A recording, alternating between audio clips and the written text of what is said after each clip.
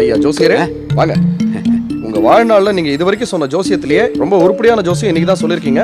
Super performance, பின்னிட்டீங்க. அதாவது நல்ல காரியத்துக்கு பொய் சொல்றது தப்பு இல்லைங்கிற முடிவுக்கு வந்துட்டேன். அதான் சொல்லிட்டேன். வரங்க, போயிட்டு வாங்க.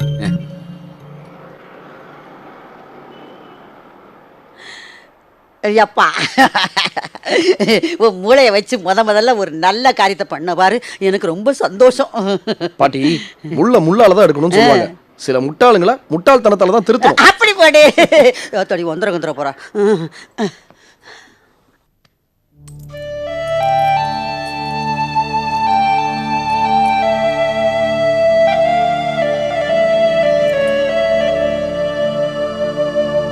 ஜோசியர் சொன்ன மாதிரி இந்த காசை முடிஞ்சு வச்சுட்டேன்.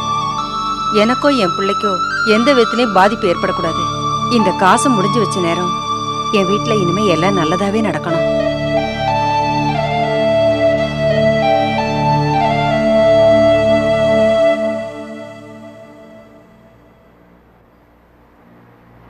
அண்ணே, மேட்ரு தெரியுமா? என்ன? அந்த ரமேஷ் அந்த கடையை கரையம் பண்ண போறானா? என்ன அவன் பேசுற? என்ன இருந்தாலும் பழைய முதலாளி இல்லையா? மரியாதை கொடு. ஆட, மரியாதை கொடுக்கவே பிறந்த மாதிரி பேசுறீங்க. நானே பதறி போய் வந்திருக்கேன்.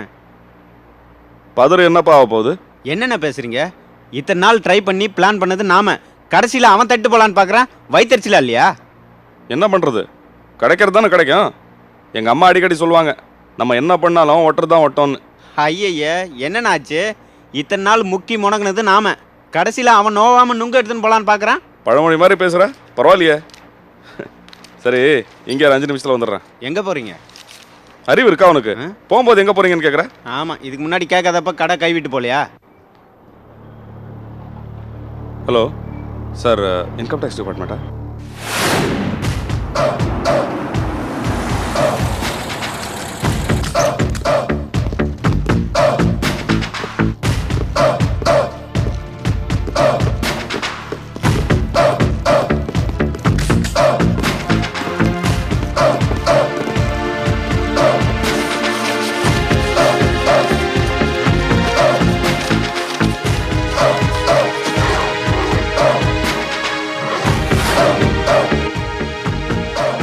என்னன்னு ஏதோ ப்ராப்ளமா? ப்ராப்ளமே ஒன்னாலதாங்க. உனக்கு கொடுக்கறதுக்காக எடுத்து வச்ச பணத்தை பார்த்துட்டு கணக்கு கேட்கறானுங்க. ஐயோ, அப்படின்னு நீ கரையம் பண்ண முடியாதா? எனக்கு அவசரமா பணம் தேவைப்படுது. யோ, அறிவு இருக்காயா? வீட்டுல ரெய்டுன்னு சொன்னா பணம் கிடைக்காத அது இதுன்னு சொல்லிட்டு போ, அப்புறமா போ. அப்புறம் என்ன? நீயும் வியாபாரி தானேக்கா, நிலைமையை புரிக்கிட்டு பேச. நிலைமையை எடுத்து சொன்னாலும் பணம்னு கேட்டுட்டு என்னென்ன உங்களை நம்பினதுக்கு இப்படி பண்றீங்க? நான் ஒரு இடத்துக்கு அவசரமா பணம் கொடுக்க வேண்டியிருக்கேன்னு. யோ, முதல்ல இங்கேருந்து போயா. அவங்க வந்து உயிரை வாங்குறது பத்தாதுன்னு நீ வேற வந்து உயிரை வாங்குற. அண்ணே, உங்களை நம்பி அந்த மாணிக்கத்துக்கு துரோகம் பண்ணல. எனக்கு இதுவும் வேணும், இதுக்கு மேலேயும் வேணும். கூடுதலோ குறைச்சலோ பேசாம அந்த மாணிக்கத்துக்கே பேசி முடிச்சிருக்கணும். போயா, அந்த மாணிக்கத்துக்கே வேணா அந்த கடையை கொடு. இவ்வளவு சொன்னதுக்கு அப்புறமா கேன பயலாட்டம் பேசிட்டு என்ன பண்ண சொல்ற? போ, இல்ல மரியாதை கேட்டு விட போ.